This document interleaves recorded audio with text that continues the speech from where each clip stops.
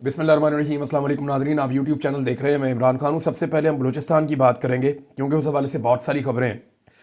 पहली अफसोसनाक खबर यह है कि कराची के अंदर सीमी दीन बलोच साहिबा को गिरफ़्तार किया गया है। ये भी ताल्लुक़ रखती हैं बलोच यकजहती कमेटी से। मारंग बलोच साहिबा की गिरफ़्तारी और जिस तरह से वहाँ निहत्ते मुजाहिरीन के ऊपर अटैक किया गया पुलिस की जानिब से, सिक्योरिटी फोर्सेज की जानिब से, उनके ऊपर गोली चलाई गई, लोग ज़ख्मी होकर अस्पतालों में पहुंचे हैं, 3 लोग शहीद हो गए।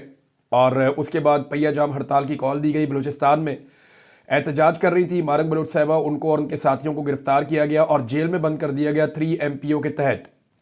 इस मामले को लेकर कराची में जो बलूचिस्तान की कम्युनिटी है और जो लोग एहतजाज करने के लिए इकट्ठे हुए एक्टिविस्ट, उनको लीड कर रही थी सीमी दीन बलोच साहिबा।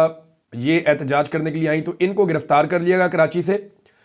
और गिरफ्तार करने के बाद इनको पुलिस स्टेशन, पहले पता ही नहीं चला कि कहाँ पे गई हैं, फिर पता चला कि इनको पुलिस स्टेशन में मुंतकिल किया गया है। गिरफ्तारी के अगर आप मनादिर देखें तो जो मर्द पुलिस एहलकार हैं वो भी खवातीन को धकेल रहे हैं, उनको हाथ लगा रहे हैं, उनको पुश कर रहे हैं और कोशिश कर रहे हैं कि जो बलोच खवातीन एहतजाज के लिए निकली है उनको जल्द अज जल्द गिरफ्तार करके थाने मुंतकिल किया जाए या जहां भी उन्हें हुक्म हो वहां पे उनको मुंतकिल किया जाए। तो सीमी दीन बलोच साहिबा को जिस अंदाज में मैन हैंडलिंग करके गिरफ्तार किया गया वो इंतहाई अफसोसनाक है। अब इन दोनों खवातीन के बारे में मैं आपको एक बात बताऊं, इन दोनों के वालिद लापता हुए हैं। जो मारंग बलोच साहिबा है उनके वालिद लापता हुए, फिर उनकी मसखशुदा लाश मिली चंद सालों के बाद और 2011 से लेकर अब तक वो एक बेबसी की तस्वीर बनी हुई है और तमाम बलोचों के हुकूक के लिए आवाज उठा रही है। सीमी दीन बलोच साहिबा जो है वो भी बहुत लंबे अरसे से, लगभग 16 साल गालिबन हो गए हैं, उनके वालिद भी जबरी तौर पे लापता किए गए थे और वो एक सरकारी मुलाजिम थे, डॉक्टर थे, डॉक्टर दीन मोहम्मद, और उनको जबरी तौर पे लापता किया गया और वो आज तक बताया जाता है कि वापस ही नहीं आए। और ये लोग एहतजाज करते हैं वक्तन फ़वक्तन। अब इन्हें गिरफ्तार करके थाने मुंतकिल किया गया। बहुत बड़ी तादाद में लोग जो हैं वो पुलिस स्टेशन पहुंच गए। पुलिस स्टेशन के बाहर भी एहतजाज कर रहे थे, वहां से भी पुलिस ने इनको मुंतशिर किया है। वजह यह बताई जाती है कि दफ़ा 144 का नफाज था कराची में और उसकी खिलाफ वर्जी की वजह से इन्हें गिरफ्तार किया गया है। कराची में और भी एहतजाज हुए हैं। मैं एक लाल झंडों के साथ एक बहुत बड़ा अंदरून सिंध की जमातों का एक मैं एहतजाज देख रहा था। बहुत सारे और एहतजाज होते रहते हैं, लेकिन खसूसी शफकत की गई है कि ये बलोच खवातीन एहतजाज कर रही हैं तो इनको जो है मौका ना दिया जाए। वजह क्या है? वजह यह है कि इस वक्त आसिफ जरदारी, बिलावल जरदारी और आसिफा जरदारी, ये एस्टेब्लिशमेंट के साथ इनके बड़े अच्छे ताल्लुकात हैं और मिलिट्री एस्टेब्लिशमेंट के जरिए से ये इक़्तिदार में आए। तो ये हर वो काम करते हैं जो मिलिट्री एस्टेब्लिशमेंट इनको करने के लिए कहती है, लिहाजा इन्हें कोई फ़र्क नहीं पड़ता। आपको याद होगा जब एक दरवाज़ा तोड़ा गया था कैप्टन सफदर को गिरफ्तार करने के लिए और उसी होटल में वहीं पे मरियम नवाज भी मौजूद थी, तो बिलावल जरदारी ने बड़ी ज़ोरदार तरीके से तकरीर की थी आगे कौमी असम्बली में और पुलिस को कहा था कि आप लोग इस्तीफे दे दें और पुलिस को कहा था कि आप लोग छुट्टियों पे चले जाएं और प्रेशर बढ़ाएं जितना हो सकता है। तो उस वक्त बिलावल ने बड़ी गेम की थी एस्टेब्लिशमेंट को दबाने के लिए, लेकिन अभी वो एस्टेब्लिशमेंट के बिल्कुल नक्शे कदम पे चलते हैं। वहां पे एक खातून जो है उनको टच भी नहीं किया गया था। यहां खवातीन को बाकायदा उठा उठा के गाड़ियों में फेंका जाता है और ये कौन करता है? बलोचिस्तान में बिलावल की और आसिफा की और आसिफ जरदारी की हुकूमत है। इसी तरह सिंध में भी बिलावल की, आसिफा की और आसिफ जरदारी की हुकूमत है। तो ये मिलके जो है जरदारी फैमिली, ये खवातीन के ऊपर टॉर्चर करते हैं, उनके ऊपर जुल्म करते हैं, निहत्ते लोगों के ऊपर गोलियां चलाते हैं और एस्टेब्लिशमेंट जो चाहती है ये वो करते हैं। ऐसे ही आसिफ अली जरदारी साहब ने सिंध का पानी जो कहा जाता है दरियाए सिंध को, वहां नहरें निकालने का उन्होंने पंजाब में खुद हुक्म जारी किया, लेकिन जब उनका पोल खुला तो रोला डाल दिया कि नहीं नहीं मैंने नहीं कहा, मैंने नहीं कहा। वो अब सबूत मौजूद हैं, वो सबूत अब मिटाए नहीं जा सकते, उनके स्क्रीनशॉट सारी दुनिया ने ले लिए हैं। लिहाजा ये बाप बेटा लोगों को धोखा देते रहे हैं सिंध में। और अब तो बिलावल की बहन आसिफा जरदारी, जिनके बारे में बेनज़ीर भुट्टो साहबा को बड़ी उम्मीद थी कि मेरी ये बेटी बहुत जमहूरी होगी, मैं आसिफा की बड़ी कदर करता था हमेशा से, लेकिन जिस तरीके से उन्होंने MNA बनना कबूल किया, अपने सारे मुखालिफिन को गायब करवा के, गिरफ्तार करवा के, उनके कागजात मुस्तरद करवा के, जिस तरह जोर जबरदस्ती के साथ वो मेंबर कौमी असम्बली बनी है, मुझे इससे तकलीफ हुई। मुझे आसिफा जरदारी से और कोई जो है वो शिकवा या गिला नहीं है, लेकिन जिस तरह आसिफा जरदारी MNA मुंतखब हुई है या उन्होंने कबूल किया MNA मुंतखब होना का एस्टेब्लिशमेंट की और पुलिस की ताकत के जरिए से कि सारे ही MNA उठा लो, इसको इधर से पकड़ लो, उसको उधर से पकड़ लो, इसको गायब कर दो, इसके कागजात जो है वो नामजदगी मुस्तरद करवा दो। वो बेचारे MNA के रो पिट रहे थे कि जनाब हमने तो कागजात जमा करवाए थे, हम तो इलेक्शन लड़ना चाहते थे, हमें फारिग कर दिया गया। तो जिस तरह बिला मुकाबला आसिफा जरदारी को लाकर बिठाया गया कौमी असम्बली में, उससे मुझे पहली मर्तबा लगा कि इनके अंदर भी शायद जमहूरी सोच नहीं है और ये बेनज़ीर भुट्टो से उनके सारे बच्चे बहुत पीछे रह गए, बेनज़ीर भुट्टो बहुत आगे निकल गई थी। दफ़ा 144 की खिलाफ वर्जी, फिर खवातीन को गिरफ्तार किया गया और ये बार बार खवातीन के साथ करते हैं, ये बार बार करते हैं। जरदारी फैमिली का वतीरा है, ये जमहूरी होने का नाटक करते हैं, एक्चुअली ये लोग जमहूरी नहीं है। अख्तर मेंगल साहब ने एक बड़ा सीरियस स्टेटमेंट दिया, पहले मैं उनका ट्वीट आपको पढ़ के सुनाता हूँ अख्तर मेंगल साहब का, उसके बाद मैं आपको बताता हूँ कि उन्होंने एक फैसला किया है मेंगल साहब ने। वो फैसला क्या है आपके सामने रखता हूँ, लेकिन पहले आप ये देखें।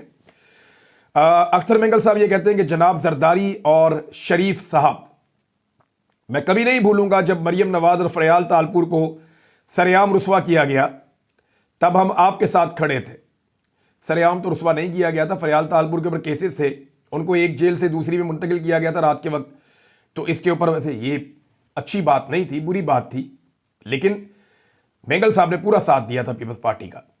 और मरियम नवाज साहबा को गिरफ्तार किया गया था करप्शन के मुकदमे में, जब वो नवाज शरीफ साहब को मिलने गई थी, तो इसके ऊपर भी वो कह रहे हैं रुसवाई है, लेकिन रुसवा इनको नहीं किया गया, बड़े प्रोटोकॉल के साथ और बड़े एहतराम के साथ इनको गिरफ्तार किया गया था। ये कोई कंपैरिजन बनता नहीं है, लेकिन फिर भी बड़े दिल के आदमी है अख्तर मेंगल साहब, तो वो ये कह रहे हैं कि सरेआम रुसवा किया गया, तब हम आपके साथ खड़े थे, क्योंकि हमारे लिए इज्जत सबसे पहले है और औरतों पर हमला हमारी आखिरी हद है।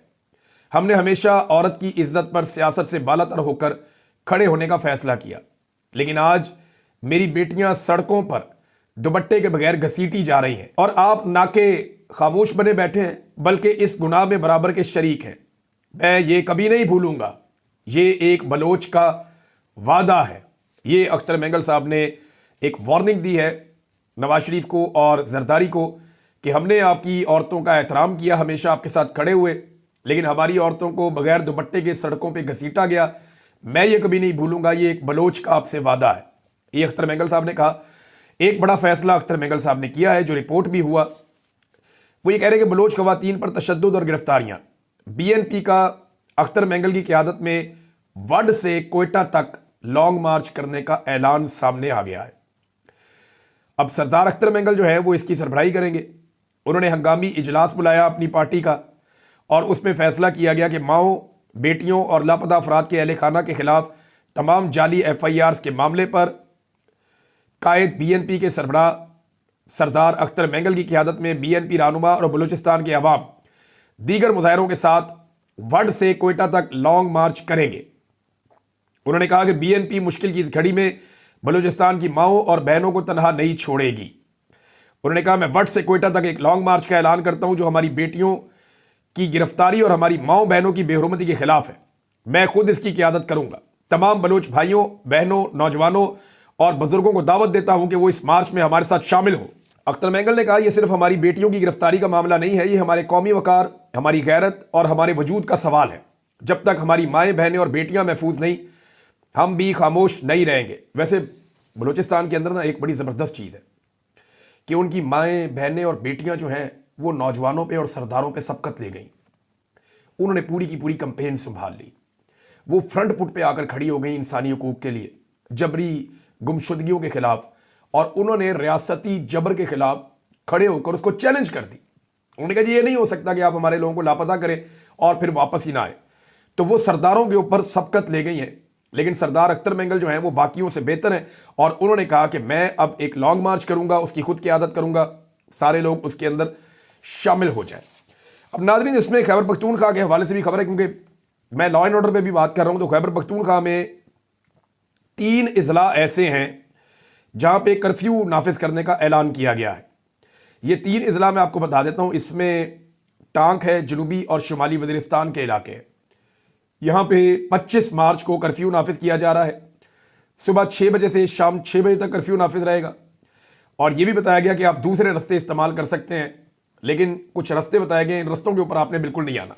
मेरे ख्याल में कोई मूवमेंट है, उसकी वजह से शायद ये ऐलान किया गया है कि 25 मार्च को कोई बड़ी मूवमेंट हो रही है, जिसकी वजह से फिर ये इन इलाकों में या इन शहरों में कर्फ्यू नाफिज किया गया है सुबह से लेकर शाम तक। नाज़रीन, एक बहुत बड़ा ब्रेक थ्रू भी है हमारे पास, और वो ये है कि पाकिस्तान और अफगानिस्तान के बीच में ब्रेक थ्रू हुआ है और अफगानिस्तान और पाकिस्तान मिलकर दहशतगर्दी के मामले को अब हल करना चाहते हैं।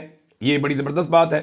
तालिबान की TTP के हवाले से ताउन की यकीन दहानी उन्होंने करवाई है पाकिस्तान को, और ये ताल्लुकात बेहतर हुए हैं। ये एक बड़ा अच्छा ब्रेक थ्रू है। दोनों ममालिक ने इदारा जाती रवाबित का मुफस्सल प्लान तैयार किया है, जबकि अफगान तालिबान ने कलदम TTP के मामले पर लचक दिखाते हुए पाकिस्तान के साथ ताउन की यकीन दहानी करवाई है। देखिए, मैं पहले दिन से ये कह रहा हूं कि यही वो रास्ता है जिस पर चल के दोनों मुल्क मिलकर दहशतगर्दों को ख़त्म कर सकते हैं, और दोनों मुल्क मिलकर ऐसे अनासर जो गैर रियासती अनासर हैं और वो दहशतगर्दी करते हैं, चाहे वो अफगानिस्तान में करते हैं चाहे वो पाकिस्तान में करते हैं, दोनों एक दूसरे के मफाद का ख्याल रखते हुए दहशतगर्दों को कुचल सकते हैं। और यही सही तरीका है।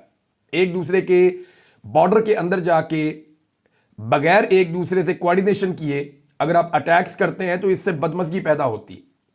हमारे बहुत सारे ऐसे दानिशवर थे, बहुत सारे ऐसे लोग हैं जो मुंह उठा के कह रहे थे कि हमला कर दो जी, काबुल को भी फतह कर लेना है, जनाब कंधार को भी फतह कर लेना है, बलूचिस्तान और पाकिस्तान के बीच में जो सैकड़ों किलोमीटर का एक बफर जोन बना देना है।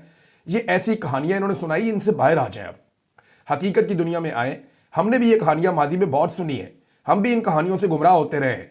आप जमीनी हकायक को देखिए कि जमीन के ऊपर ये मामला दो मुल्कों में है, और दो मुल्कों के जो सरहदी इलाके हैं वहां से दहशतगर्द मूव करते हैं।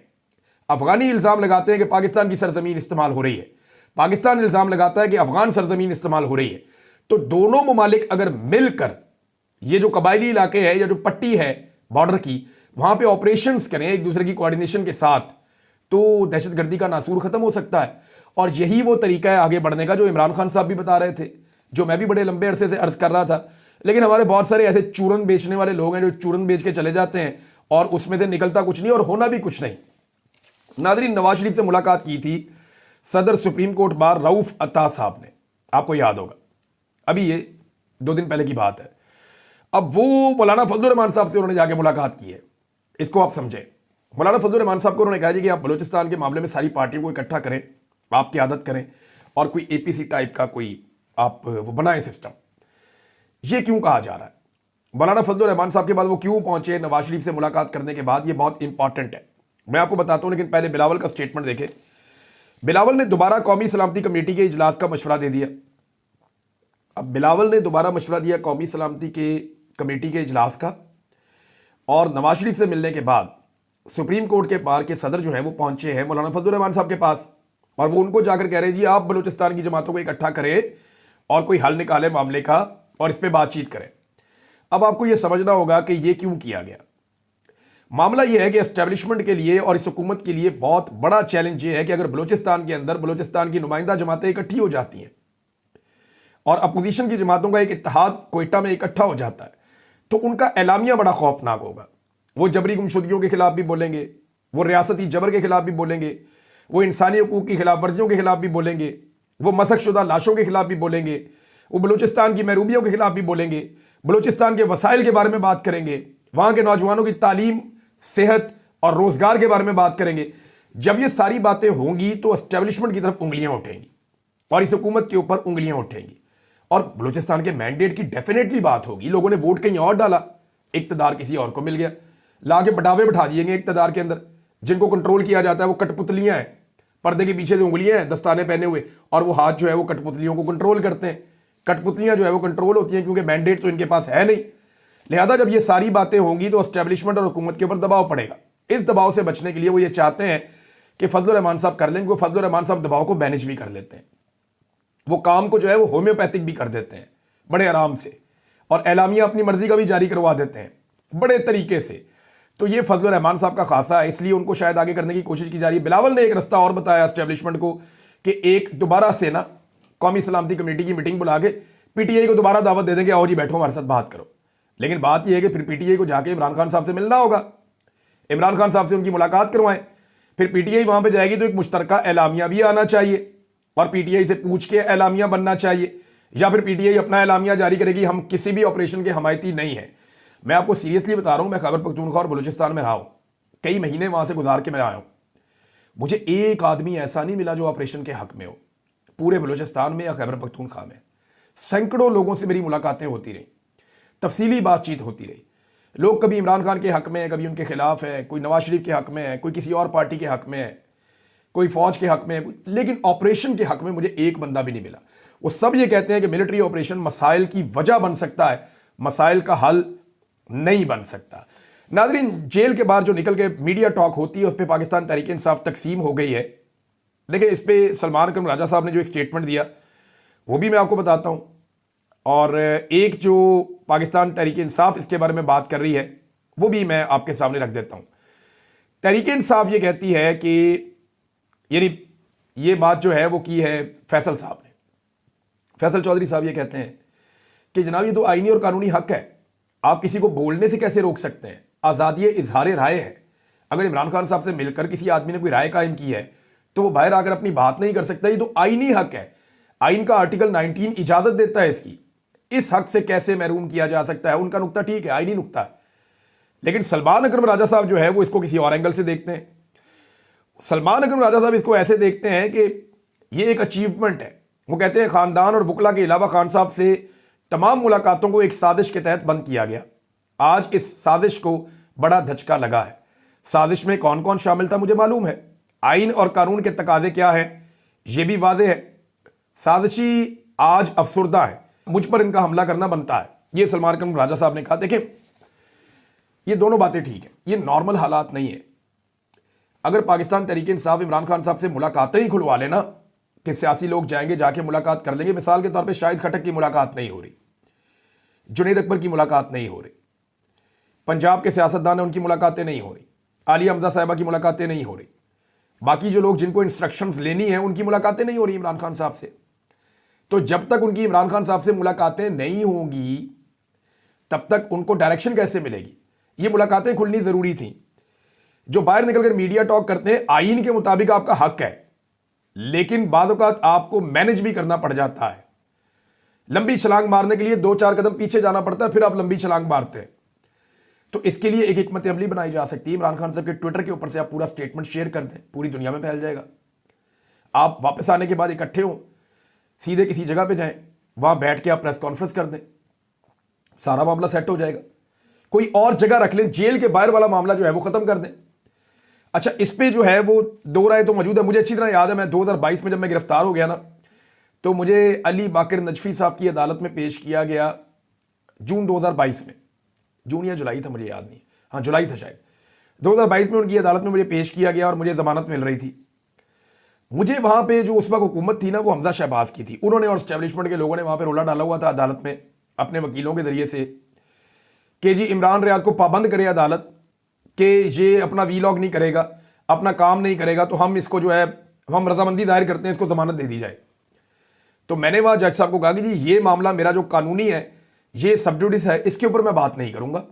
ये गारंटी मैं दे सकता हूं कि जो मामला अदालत में जेर समाअत है उस पर मैं बात ना करूं, लेकिन मैं इस कानूनी एक अपने फायदे के लिए, जो मेरा कानूनी हक है, अपना कानूनी हक हासिल करने के लिए, एक जमानत लेने के लिए मैं अपना आईनी हक सरेंडर नहीं कर सकता सर।